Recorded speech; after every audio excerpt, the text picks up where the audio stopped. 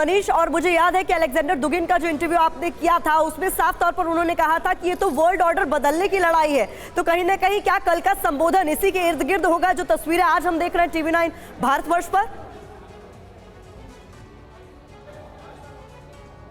बिल्कुल, देखिए सबसे बड़ी बात तो ये है कि प्रेसिडेंट पुतिन के इस संबोधन का महत्व अब और अधिक बढ़ जाता है, क्योंकि ये एक छोटी मोटी घटना नहीं है। ये अलग बात है कि यूक्रेन के इतिहास में जब जब बाइडेन के कदम यूक्रेन में पड़े हैं, यूक्रेन में हिंसा और अधिक बढ़ी है। तो वैसी स्थिति में आप समझ सकते हैं। हालांकि इस बीच में मैं जनरल चतुर्वेदी सर के एक बात को आगे बढ़ा दूं कि दरअसल सर ये बात जो कही जा रही थी कि क्यों वो ट्रेन रूट चल रहा है, तो देखिए पोलैंड के बॉर्डर से कीव पहुंचना आसान इसलिए है क्योंकि वो पश्चिमी यूक्रेन का हिस्सा है, और अमूमन जो लबीब या से कीव तक का जो सफ़र है या पोलैंड से कीव तक का जो सफ़र है वहाँ पर रूस के मिसाइल हमले कम होते रहे हैं, और इसीलिए वहाँ पर एयर रूट चल रहा है। अभी जो युद्ध चल रहा है वो ईस्ट यूक्रेन में चल रहा है, और ईस्ट यूक्रेन में मुझे नहीं लगता है कि कभी कोई राष्ट्राध्यक्ष जाने का सवाल है यहाँ पर मनीष, जो अभी भी इन सारे एनालिसिस पर सबसे बड़ा सवाल है वो योगेश जी मुझे लगता है आप डिकोड कर पाएंगे।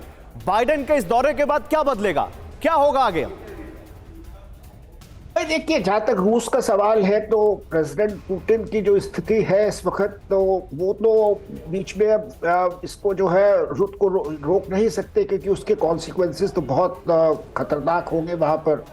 तो वो तो अब किसी ना किसी तरह इसको चलाएंगे, और जिस तरह से भी होगा, मतलब जहां से भी उनको मदद मिल पाएगी वो इसको आगे खींचने की कोशिश करेंगे। वो अब इस वक्त पीछे नहीं हट सकते। जी, हमारे साथ हिमांशु भी लगातार पोलैंड से बने हुए हैं। हिमांशु, अब क्या पोलैंड की विजिट को लेकर क्लैरिटी हो गई? क्योंकि एक सरप्राइज तो दे दिया बाइडेन ने, सीधा यूक्रेन पहुंचकर, पोलैंड न जाकर। अब आगे के प्रोग्राम को लेकर क्लैरिटी अगर हो?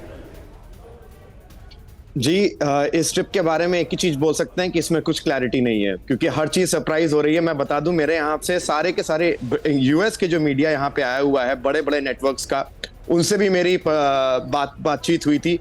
वो भी बिल्कुल हक्का बक्का रह गए हैं। वो यहाँ पे सारा क्रू लेके आके सारा सेटअप किया हुआ था, किसी को पता भी नहीं चला कि जब ये एकदम से खबर आ गई कि बाइडेन कीव पहुंच चुके हैं।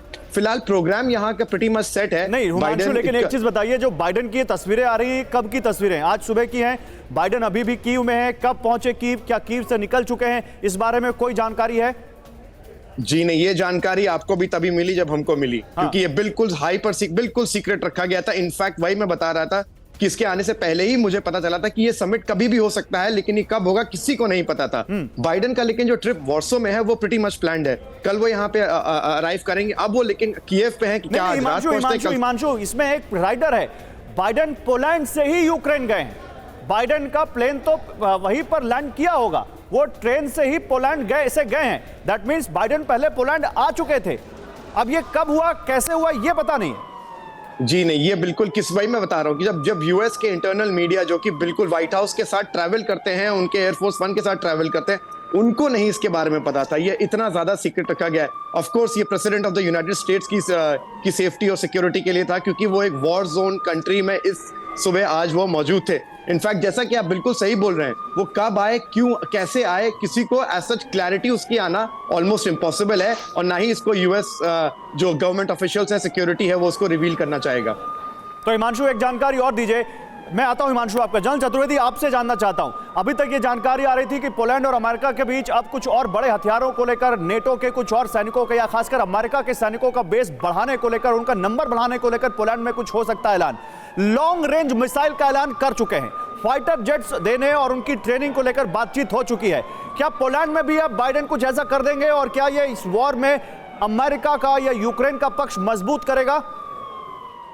देखिए, पोलैंड और यूक्रेन दो डिफरेंट केसेस हैं। हाँ। पोलैंड जो है वो नेटो का पार्ट है, तो इसलिए नेटो पे, पोलैंड पे जरा सा भी कोई अगर हमला होता है रशिया की तरफ से, तो वो नेटो पे हमला होगा, क्योंकि ना तो एंड वो दैट विल एस्केलेट वॉर।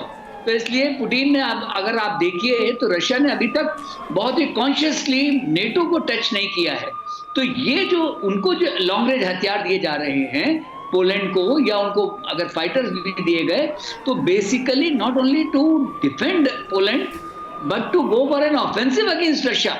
इसलिए मुझे लगता है कि जैसे आप लोग पहले बात कर रहे थे कि F-16 यूक्रेन को मेरे ख्याल से F-16 नहीं दिए जाएंगे, क्योंकि F-16 है, ऑफेंसिव वेपन है, तो वो उसको देने का मतलब ये होगा कि लॉन्ग रेंज मिसाइल भी तो एक ऑफेंसिव वेपन ही कहलाएगा, वो तो दे रहे हैं वो। नहीं, बाकी तो मिसाइल्स हैं, मिसाइल्स तो कहीं से भी हो सकता है। F-16 बिल्कुल डिफरेंट केस है। ओके